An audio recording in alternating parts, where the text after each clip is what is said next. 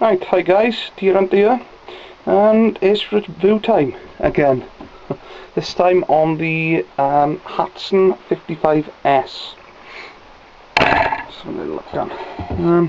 It's in 177 caliber, Turkish walnut stock. As far as I'm aware, for the money, the price, what we pay for these, there is no other gun that I'm aware of on the market which offers as a high quality walnut stock as this. It's Turkish walnut. I think the overall weight of the rifle is, let's see, I think it's 3.5 or 3.4, 3.5 kilos, which I believe is 7.5 pounds in weight. So, let's move the gun stand. Let's get it a bit closer. There you go. See now. As I said, it's a Turkish walnut stock.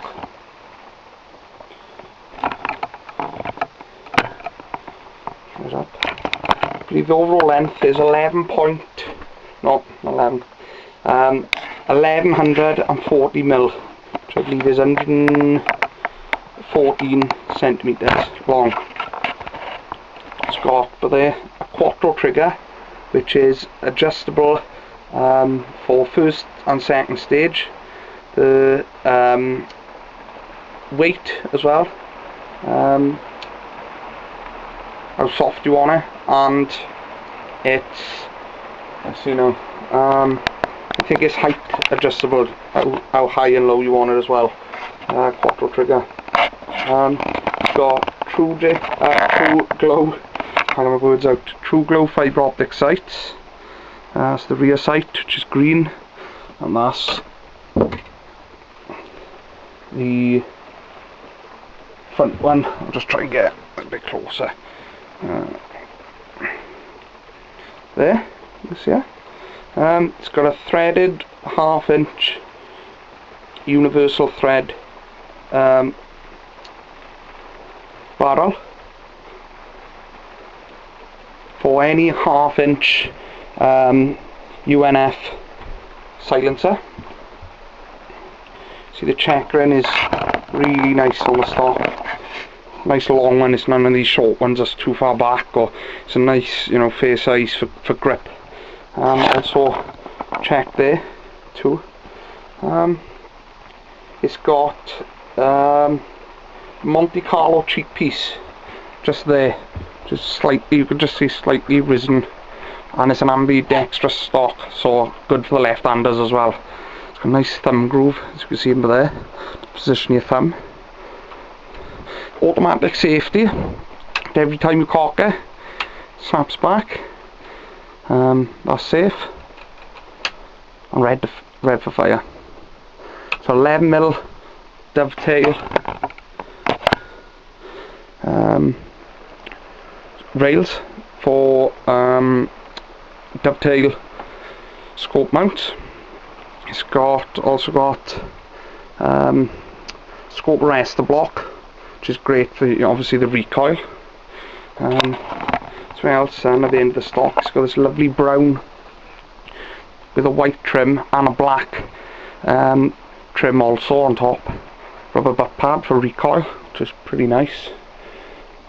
As you've seen from my other footage, it's chucking out about, in power, because it's sub 12 foot a pound, so you're in the UK. I guess I can get between, I think certain brands, obviously pellets, 11, 11.3, 11.4 to about 11.5, and it's, for a spring gun, it's pretty consistent as well, so it's not too bad. Right, get a little bit technical now. If we have a little look, I'll have to position, it's pretty hard to hold. There.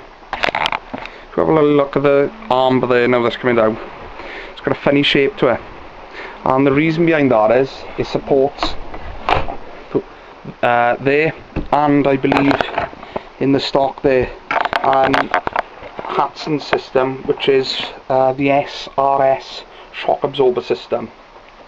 and I believe that takes the recoil up from the front force then round about situated there in the back.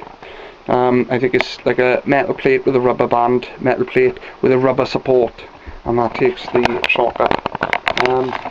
I don't find this that bad. My brother just say, you know, it's quite a bit of recoil in it. I don't find it that bad. I mean, I've shot you know, guns with far more recoil. I'll just give you a little show now, whoops, of the recoil. Just cock there.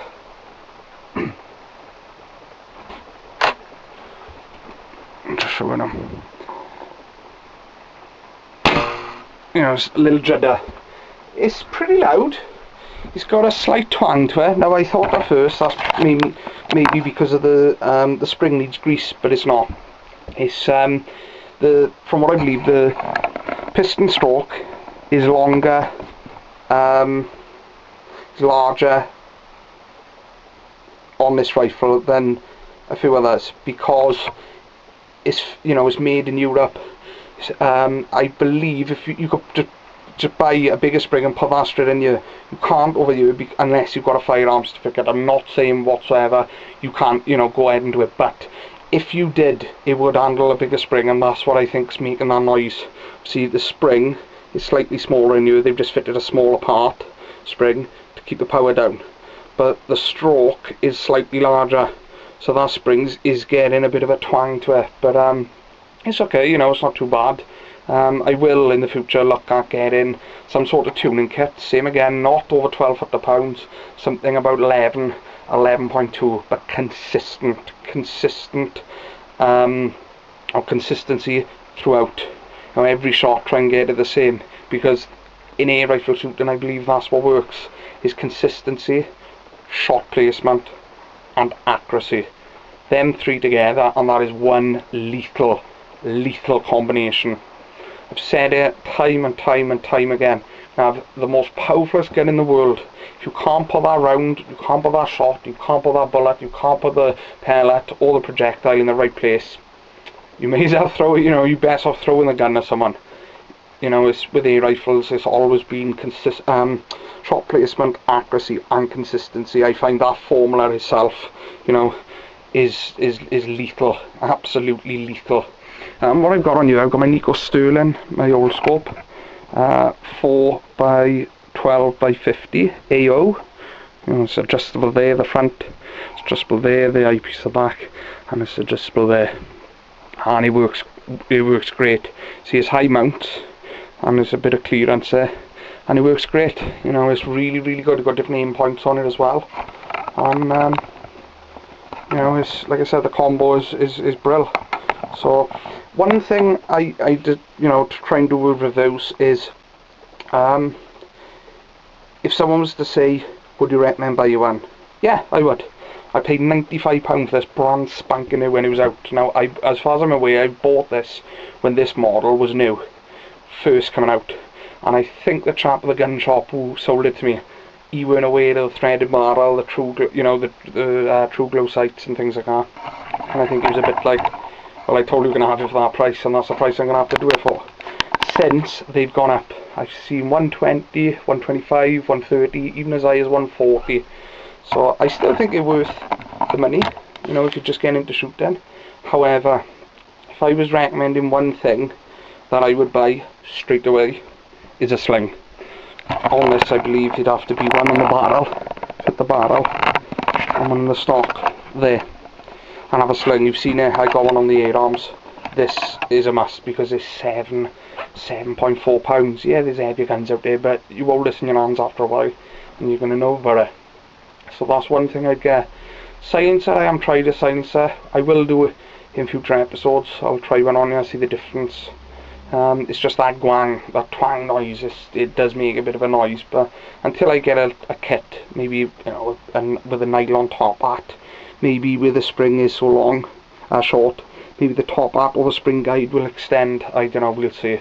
If not, it'll just be, let me see now, a little bit technical now, a piston extension top hat, I believe. You can have it made by a skilled engineer or gunsmith.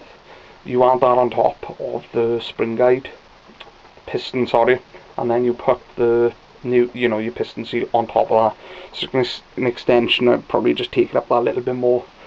So that's it. I think I've said everything it is to say on the gun. His shoulder's nice, and handles, pick it up and handle it well, and I would recommend it. So if you haven't subscribed already, please subscribe.